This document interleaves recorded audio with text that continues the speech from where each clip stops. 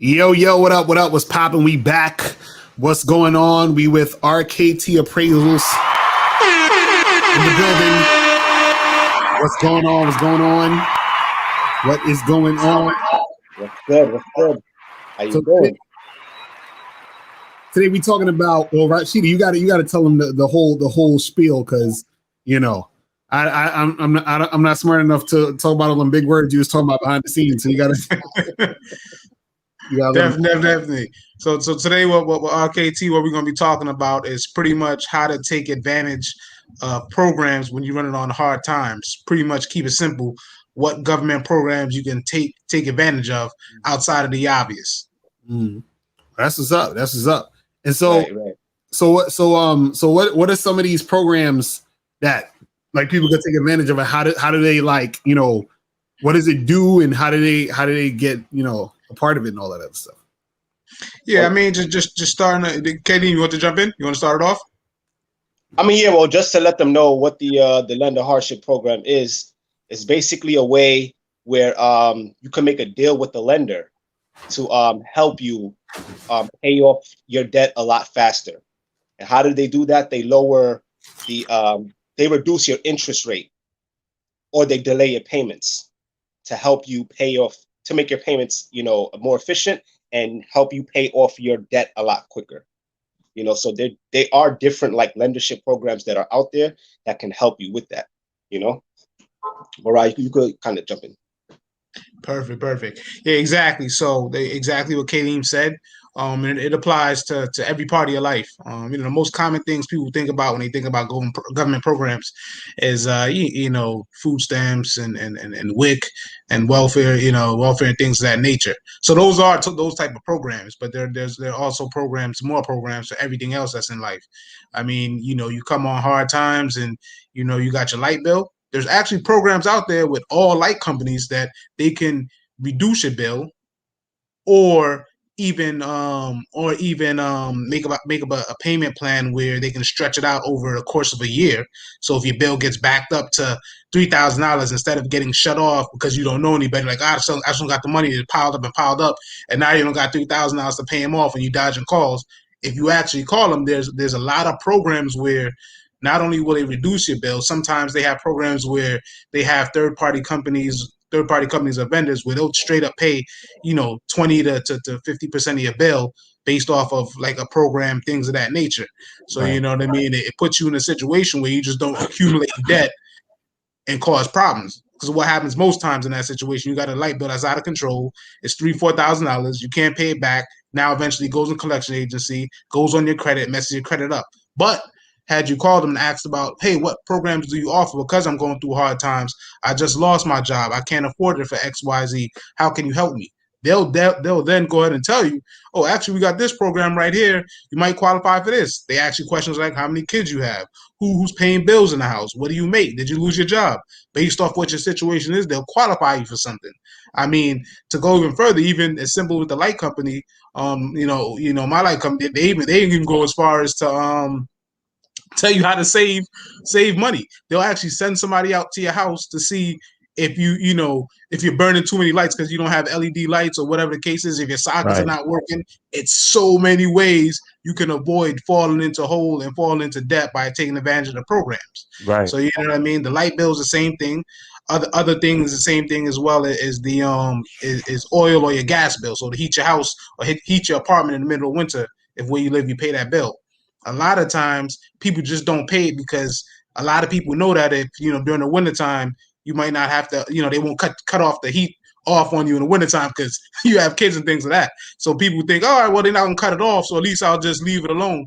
But no, again, if you actually call them, there's programs out there that'll help you pay down your gas bill or whatever bill you have with gas and heating the house and things of that nature. They have alternatives and things like that to help you out. So the main gist of what I'm trying to say is, at the end of the day, if you're going through a hardship, there's always a program out there or some type of option or way to help solve your problem versus just ignoring the bill, letting it get out of control to where you really can't pay it and getting it cut off and having it affect your credit or affect your pockets for real.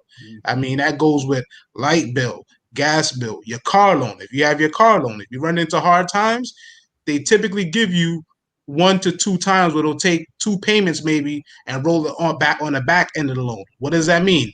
You got a car payment that's $350 a month. You really can't afford it this month. You call them, talk to them, explain the situation. They might be like, hey, I can roll your next 2 payments on the back end of your loan. But what you don't want to do is not pay them, not call them, don't pick up the phone call. Then 4 months later, they repossess your car. When in all reality, you could have rolled it back and you would have been fine. And secondly, you open in a line of communication, they'll work with you. Like Kenny was saying, they give you sometimes low interest rates, or they give you an option on when you could pay it off. Same thing with house loans. You know what I mean? So pretty much everything. Same thing with cell phones. You got a cell phone bill. Outside of the prepaid ones, that's different. They're going to cut you off if you're on a prepaid plan. But outside of that, you can always work with them. But the main point is, there's many programs for almost every situation. And to be honest with you, there's a way around everything. But what you don't want to do is, like I said, just push it off. Don't pay your bills. Ignore the calls. It only is going to put you deeper in the hole. But you actually have to start taking the initiative and just looking it up. Today's society, you can Google everything. What do I do if I don't have the money to pay my bill?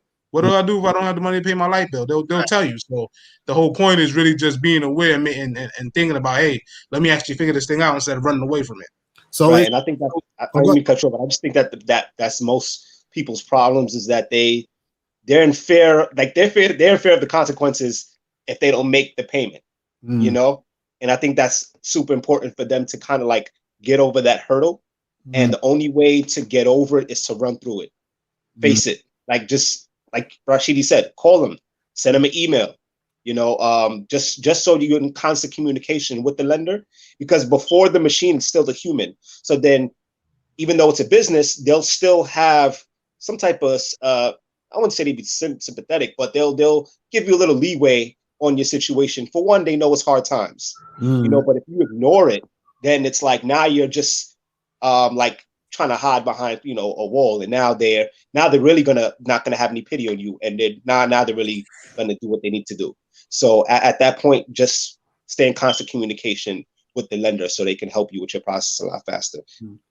So are you saying like there's certain companies, if you contact that company specifically, they'll let you know about deals that they have, or is there a specific I guess bank or government company that you hit up about all those other companies that you're dealing with and they deal with it? Like, is it or is it both? Like, is it? So it's both. It's both. So there's always federal programs and things of that nature. The federal programs, of course, you got to Google it yourself and look for your state. You look for your state, and in general, look up what are the federal programs to help me with these problems. But then you have the local level where you look at the state level, what kind of state programs you have. Then you have the direct company. So you actually have 3 options. You know what I mean? It's just a matter of investigating and go ahead and looking up online what it is for federal guidelines. Google up, they'll give you federal numbers to look up. Like I said, Googling what does my state offer, and then the third option is going to that company directly. And you can go with whatever order you want to, or you can really be proactive and see all the options for all 3 and see what best fits you and which one, how all 3 can help you or which one is the best one. But you can literally do all 3 options and find out how you can be helped in the situation. That's why that big saying, if there's a will, there's a way. Like that's a true saying. And again, this program's in every aspect of life, in every financial situation you're going through. Doesn't matter what it is, there's always an option around. If you just ask questions, and if you're too scared to ask questions, it's 2021. Use your fingers on your cell phone and look up some generic answers and go from there. Right. We got a question in the chat. It said, what do you guys think about investing in Robinhood? They just went public last week. Yeah, Robinhood's good to invest. I mean, a lot of people invest in Robinhood. It's always good about mixing it up in terms of what companies you want to invest in. But, right now in terms of stock market, I have some stock right now, but it's really just about the individual of who they want to invest in. But yeah, no, there's nothing wrong with investing in Robinhood. It's just taking that initial step and doing some research on that particular company on how they do things. I don't have too much stock in Robinhood myself.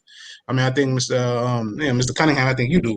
But Nigga, I'm about to buy. I didn't know. I'm about to buy some right now.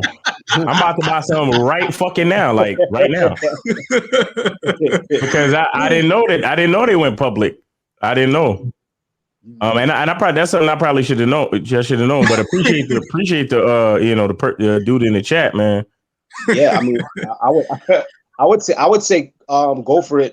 Just because it's still a stock at the end of the day, and for one, it is going to be a little risky, right? Mhm. But any stock is, you invest in any company, it's going to be a risk. Would I say to invest in it? Absolutely. Don't invest like your rent money on it. If you have some discretionary income, some income at the end, some petty cash at the end of each month, use that. Don't just don't use all your savings. Yeah, I mean, if you messing with stocks or anything like that, use money that you can stand to lose, right? But what I will say about stocks in general, if you kind of watch what's going on and invest in stocks that 9 times out of 10, you're gonna do better than if you had your money sitting in a regular savings account. You understand what I'm saying? And that's just facts. Because, for example, niggas eat McDonald's, niggas wear Nikes. You know what I'm saying? Niggas buy Sony PlayStations all the time. You probably watching Disney Plus right now. You understand what I'm saying? Those are 4 companies that you can invest in right now that in the next 5 years are going to do better than they're doing right now. Mm-hmm. Period. Mm-hmm. You understand what I'm saying? So if you invest in dope, and the cool part about Robinhood is that you can buy fractional shares. So you don't need to put a whole bunch of money into this shit just to get one share. You can literally just put the money that you have. You understand? So there's a lot of flexibility, and that's why I think you should invest in. I think because I just did. I just bought this Robinhood is selling for $68. I just put $50 in it. So I just bought like a 0.85 share of Robinhood stock. You understand what I'm saying? But the reason why I think it's good is because of things like that, because of the fact that there's fractional. There's fractional shares, and it's right on your phone. It's super convenient and easy to invest your money into the stock market using Robinhood. You understand what I'm saying? So why not invest in something that makes investing easy? Like, to me, it only makes sense. And with something making it so easy and making it like that you don't have to like pay money to a broker. You get what I'm saying? That makes something like Robinhood. To me, it makes sense to invest in it now, because later on it's only going to get better, in my opinion. Yeah, I agree, and that's a smart angle, Mr. Cunningham. You see, look, this person, Malachi Brown said he bought one share at $38 last week. It is now selling for $68. Case in point, it went up 30. It went. If I fucking knew, I would have been in there. I would have made $30 on that one share already. You get what I'm saying? Malachi already made $30 on a share, period. So, I mean, look, scared money don't make money. Exactly. Facts. You understand what I'm saying? Scared money don't make no money, and it's always more expensive when you trying to be cheap. You understand? It's always more expensive when you're trying to be cheap. But yeah, I just bought myself a share just now. So y'all niggas. So y'all niggas can be scared if y'all want. I got a question, because let's say you have because you was talking about earlier about like they have you can get certain deals in certain companies to help you out with the payments and stuff like that. So so should you do that, or what I'm trying to say is, like, let's say, for example, you use the example of like the light company or something, the light bill or whatever, right? Mm-hmm. Should you is it a thing where you would try to strike a deal with that from the beginning, or not worry about that until you actually need it to even bother to like ask for all of that? You understand what I'm saying? Like, what do you think is like a better, thing to do or whatever? Yeah, no. So with these things, the thing is, you just got to think of it in the most simple way. They're not gonna give you this type of option off top. This is something when you run into those problems, that's when they're gonna offer it. Why? Because at the end of the day, the only reason why is because not only reason, but the main reason why it's a business. So in terms of a business, they don't want to completely lose their money. They know that if you stop making payments on a car payment and you let it spiral out of control, the chances the more time it goes on that you don't make that payment is the more chances you'll never pay them back. So that's why they put these programs in place where it's just like, all right, you owe me a lot of money. So at the bare minimum, I'm going to develop a program where it could ease up the pain a little bit. This way it increases the chances that you'll definitely pay me back. And in the end, they'll, when it comes to car loans and things like that, it'll be more interest anyway for them and make more money for them. So it's only when you run into these problems that they'll bring it up. And a lot of times they don't just willy-nilly bring it up. You have to actually say, is there anything that you can do? Is there any programs you have? They're not going to just offer the information. Why? Because at the end of the day, they don't want people taking advantage of the program. So they don't advertise and stuff. It's just literally one of those things where you run into hard times and it's time like, man, I'm running into hard times. I got a car loan. I really can't make the payment next month. Is there anything you can do? And half the time they're going to tell you, depending on, and that's where it goes back to what Kareem said is, depending on who you get on the phone, they're going to have sympathy and empathize with you. They know what programs are available. And that person, depending on who you get, is going to say, actually, we have this program and we can actually roll you back 3 months. Or you get the person on the phone that doesn't want to sympathize with you or empathize with you and give you the bare minimum and say that, oh yeah, we have a program, we can maybe roll it back 1 more month and we'll give you some details if things get worse. It's all contingent upon who you get on the phone, but they have to give you some information. But the key takeaway is really just researching it yourself and find out what programs are offered. But I can tell you directly from experience in terms of auto loans and things of that nature, they always have a program. They always give you 1 to 2 times in your life to roll back payments. So that's guaranteed almost every single company that gives you a bank loan because they want to get their money. When it comes to light bills and things of that nature, whatever state you're in, literally 90% of them, they have programs for you. And to answer your question, Mr. Locario, even deeper, as far as light companies and gas companies and things of that nature, they do actually have a lot of programs when you first start up where you can even get a lower rate and things like that, but you have to ask that question. A lot of people don't shop light companies and things like that. So they do have a whole bunch of programs, but it first starts with you doing some basic research, then asking that company a question. And I was just going to say that was the perfect point, Rashidi, just to kind of piggyback of what you're saying. Like the answers are there. If you don't ask the right question, they're not going to just willingly tell you what the answer is. So you have to at least, for one, anything you do, question it. Like come in there with questions. So then when you're talking to a lender, before you even purchase what you're purchasing, you'll have a better understanding of how to go about it, because a lot of people do things blindly and then they ask the questions after the fact that they're into a situation at that point, and so that's how they, get caught up. So just get used to asking questions, before you're getting into any situation, and then also, if you're unsure, this is why we're here. This is why myself is here. Rashidi is here. Call RKT Appraisals. We can help you with any questions that you do have when it comes to your finances. And then also we'll partner with a debt solution company. So if you have any debt, any medical bills, student loans, credit card debt, if you need help with repairing your credit, anything of that nature, we can help you with that process and we can help you clear your debt to 2 to 3 times faster. But on that note, I have to run, guys. I appreciate your time. Y'all enjoy the rest of the show. And I will talk to you guys very, very soon. You guys have a good one. Peace. Okay. All right. Yeah, and I mean, Kayleen brought up some excellent points with that type of thing. The main thing is advocating for yourself. I think one of the things that we left out too is just sticking up for yourself. A lot of times people don't stick up for themselves. A lot of times people get embarrassed because they don't want to explain their situation. But let's be real. At the end of the day, we all humans. We all go through the same problems. No problem that you have somebody went through. And a lot of times people are scared to bring it up because it's embarrassing. It's only 3% of the world that's wealthy. You know what I mean? And the small percentage that's rich. And if you're rich, you can go broke quick. That's the reason why you see these athletes get a $10 million contract and then 10 years later, they working at McDonald's like yourself. So the point is, though, the point is really asking questions and telling the truth. If you're on hard times, stop being ashamed. You know what I mean? I'm telling them, hey, I'm going through hard times right now. I just lost my job. That's an automatic trigger. he did explain that they lost their job. They have to document this stuff.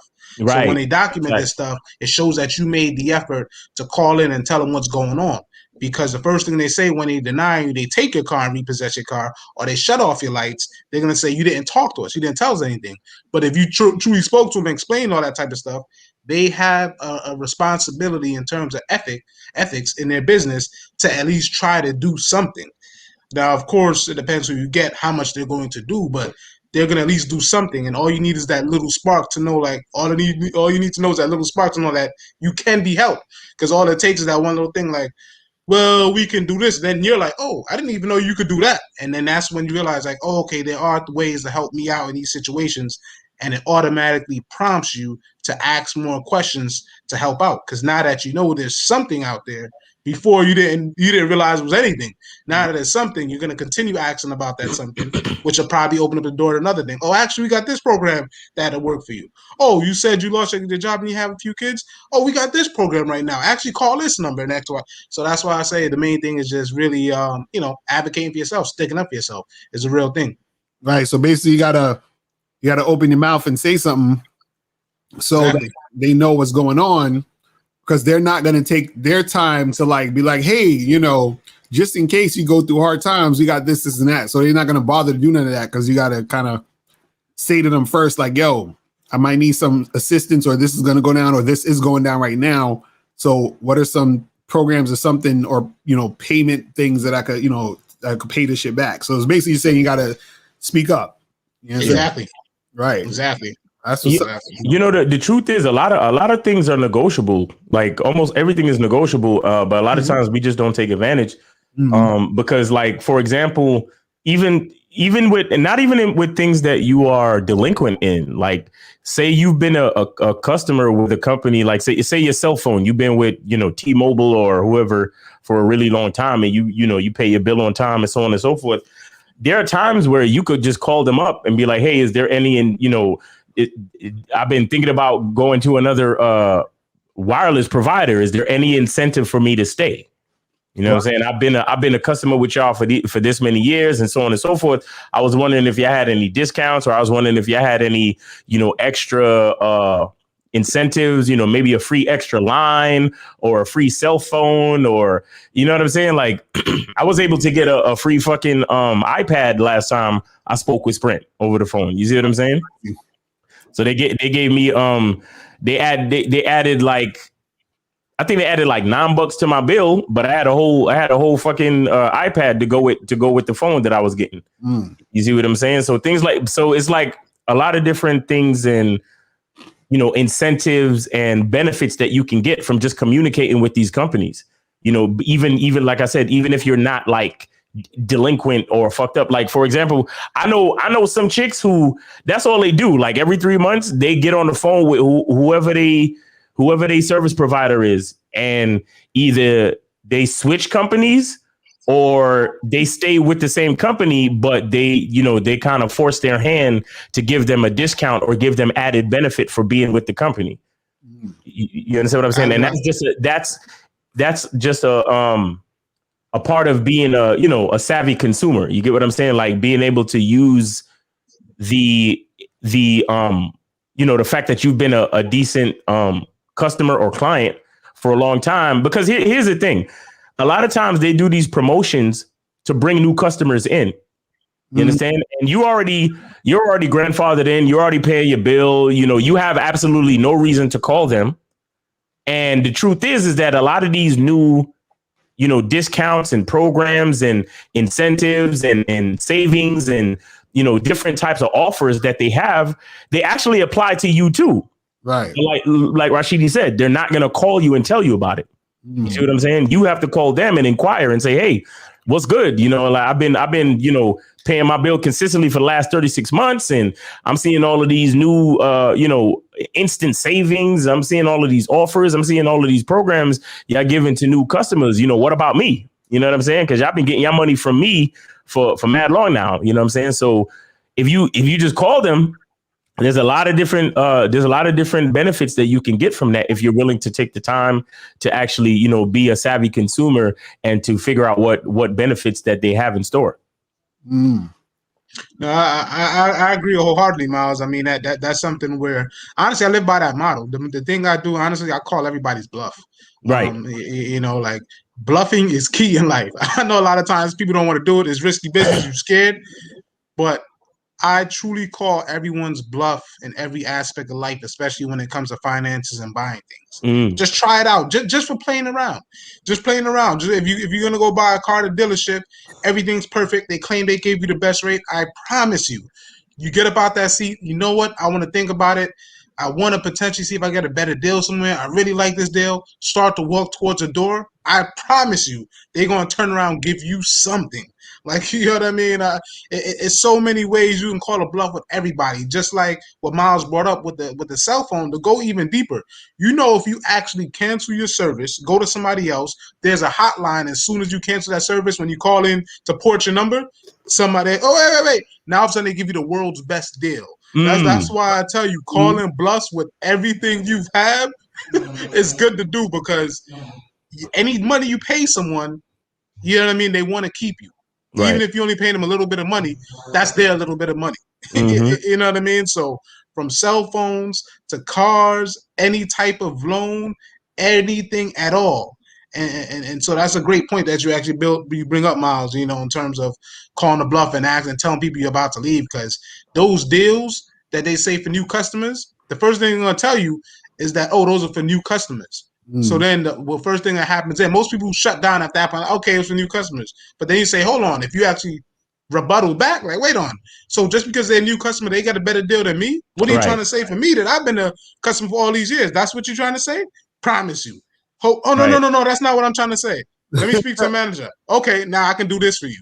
So that's a great point you bring up. You know, that's a great point you bring up. So Tim Reed said you got to have a real good credit or cash money to get the best deals, though. What's your thoughts on that?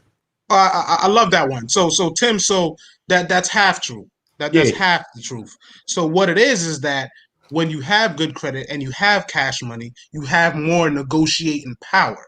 So you're right on that part. But if someone can approve you with something, even if you have garbage credit, that means somebody else approved people that have garbage credit. So you can check between all the people that give you extra funds or give you deals. You pretty much, long story short, if you have a low credit score, right, and you're approved, that means if one person approves you, somebody else will approve you. So that means that people in your particular credit score range gets approved with these companies. Out of those 5 companies that approve people like you, somebody gives you a better deal. So you still can negotiate, but it's more work and you're limited.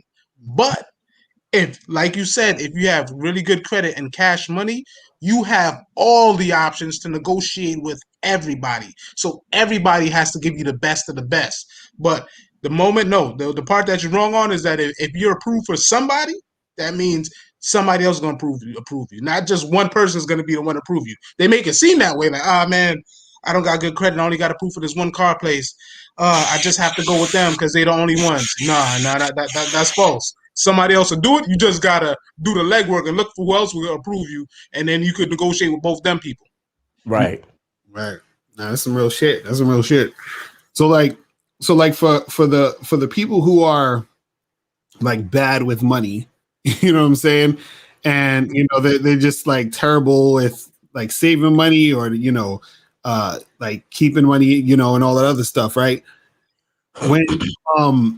When they get like these, if they get these loans and stuff, and then they get into debt, and you guys said y'all help out with the debt. So what type of what's the procedure that they would need to go through in order, like if they come to RKT Appraisals, they're like, man, you know, I got to pay back the shit, you know, I'm in debt, you know what I'm saying? I don't know what to do. Like, what's the specific things that you would like do to help them like get back on track and all that other stuff?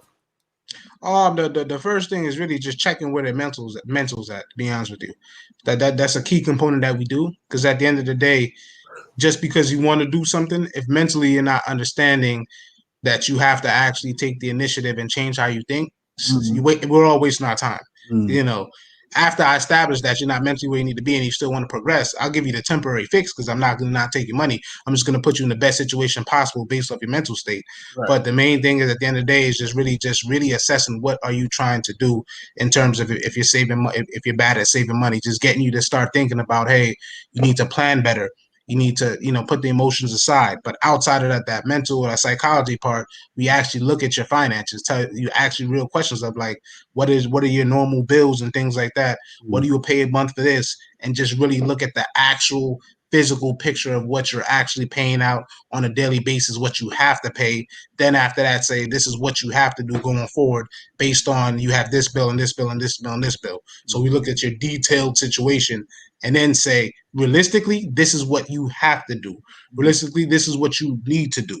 So, if you can't get another job, I understand, but this is where you can cut back at, things of that nature. So we figure out your situation, but we just look at where your mental, your state of mind is. Because, I mean, if you look at it, Mr. Locario and Miles, at the end of the day, America's designed systematically, whether you're rich, poor, or wealthy, it's designed to take your money. The reason why I say that is that keep it simple. It's like, I don't know if you guys know about whack-a-mole. It's like playing whack-a-mole, man. Like if it's not one thing, it's the other that pop up. You just keep knocking pins down that pops up because look at everything you do. I mean, you go to the gas station. One gas station you drive up to is $3.15. You drive 2 blocks down more, it's $3.05. You might drive 5 miles down and it's $2.98. So it's all a game. So you got to pick and choose and pay attention and realize that you always constantly got to be shopping for the best deal. Medical insurance. You got your insurance through your job. They say go through this provider. You won't have any out-of-pocket expense. You go through that provider, but you still have an out-of-pocket expense. What they forget to tell you is that, if you call a provider, make sure they bill it the right code the way they're supposed to code it. You won't have it, but they don't tell you these details. So life is just, everything is a money grab from every angle. So the first step is you just really being on top of it and just not being willy-nilly and just, all right, I want to buy a new shirt, so I'm just going to walk into Macy's any random day of the week and pay $75 for a shirt. Oh, I need gas. I'm not just going to stop at any gas station to pay the most for gas. You know what I mean? Oh, I need groceries, so I'm just going to go to the grocery store across the street because it's convenient, but I don't realize that they charge me $7 for a box of cereal I can get $2.50 for.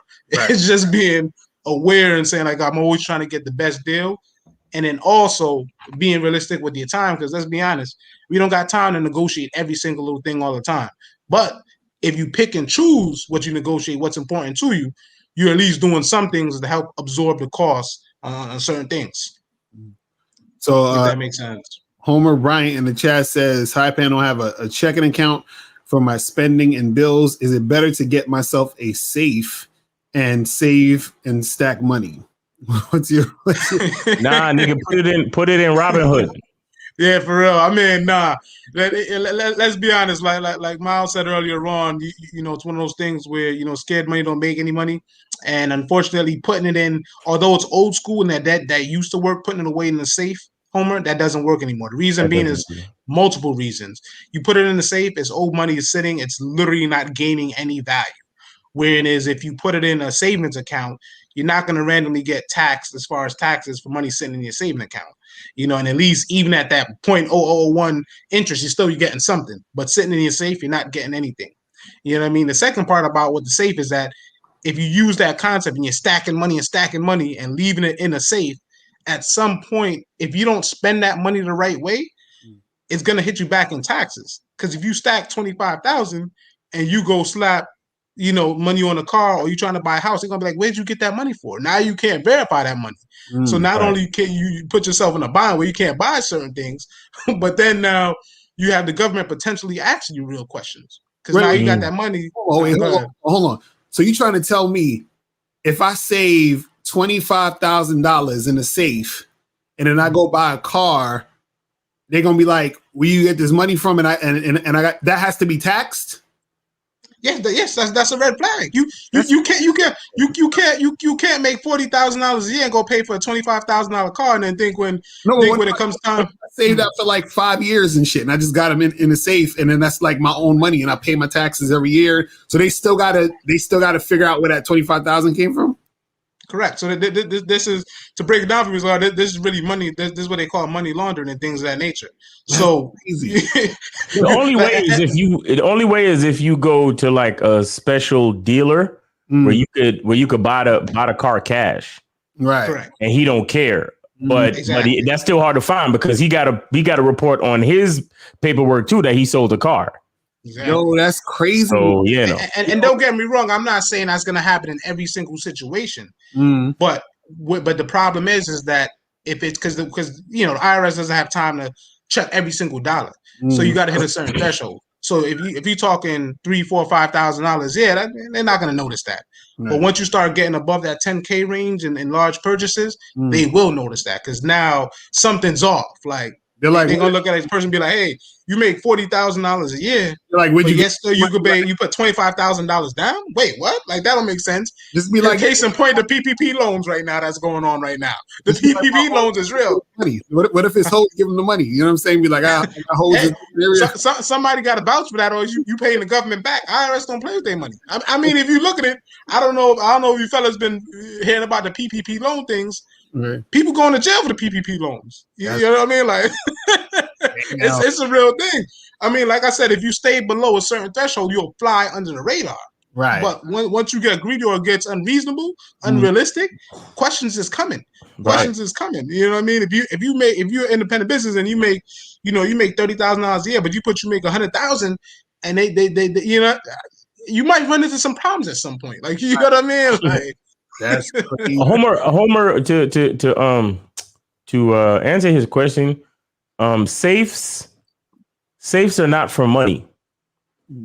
Okay, correct. Safes are for Your guns. Safes are probably for your guns or special documents like your birth certificate, social security, shit like that. Or if every time you save 20 G's and you go buy a gold brick, like you could put that in. No, seriously, you got some people who put their money into precious metals, right? it's true. You know, so if you every time you save like 5 G's, 10 G's, and you literally go buy a few ounces of gold or silver or platinum, whatever, you could put your precious metals, your important documents in the safe. Or if you're the type of person where you always need to have a rainy day stack and your passport ready so you could shake the spot real quick because you were maybe you were international spy or something, maybe. But if you're going to do all of that, you might as well get a safe deposit box Right. at the bank, so at least it's protected and insured. Mm-hmm. Exactly. You can have a safe, but if your house burned down, like who, you know what I'm saying? You leave for a week or two and you come back to your apartment or your house burnt the fuck down, you know, the paramedics might take you safe and then you never see that shit again. Right. You understand what I'm saying? So safes is not for money no more, bro. And if you're trying to do something with money, get yourself a Vanguard or put your money into Robinhood. Right. Meaning find some stocks that you like and invest in that. Or like if you want to invest your money a little bit safer, get yourself a Vanguard, meaning in a index fund, or, you know, get a Charles Schwab or, you know, T. Rowe Price or some shit like that. Research any one of those companies and put your money into there because you're going to get a return on your money. But sticking that shit in a safe, it's only sitting there. You know, you probably going to start catching like them niggas in Breaking Bad when the fucking the bugs started eating up the money and shit, and they had to spray the money and you know what I'm saying? Like none of that shit is only for movies where niggas is trying to launder money, bro. You know what I'm saying? But if you're a regular ass nigga, you just working, and you don't have a 401k, get yourself a Vanguard, get yourself a index fund or a money market account situation where your money begins to work for you. Meaning that, just as a practical example, if you have $1,000 in there and your index fund is performing at 6%, then that means you're looking at saving an extra $60 at the end of the year. So you started out with 1,000, now you have 1,060. You understand? And it works the same way. If you have 10,000, if you have 100,000, if you have $1 million, if you have $1 million at 6%, you're looking at $60,000. You understand? You put $1 million in there and the shit is performing at 6%. By the end of the year, you're looking at $1,060,000. You get what I'm saying? And it keeps compounding on itself. And that's how you get money to work for you. That's how you get money to work for you. You understand? But sticking it in a fucking safe, that's old school methods. And that don't really work no more. Like I said, unless you are some type of drug dealer where, you got to keep some money on hand so you can flee to Mexico before niggas come get you, or you're some type of international spy. You feel me? Guys, this is simple. All y'all need to do is just get $1 million, put it in the account, and then get that 60 grand every year. You be straight. That's it. Just get Yo, if you could get to $1 million and you could put that shit in one of those money market accounts, right. You don't have to work ever again, guys. Exactly. That's facts. Because if you can't live off of 6 G's a month, something wrong with you. Right. Yeah, nah, bro. Exposed says, can y'all do a show on independent contractors? So we could do a show on independent contractors. I guess the question is, what do you want to know about independent contractors? But yeah, we could do a show on that. Yeah. So but yeah, he trying to figure out how to build a 401k on as a contract, as an independent contractor. It's exactly what I just said. Right. You research Vanguard or you research one of them other companies and you put your money in there. That's literally what a 401k is. Mm-hmm. Yeah.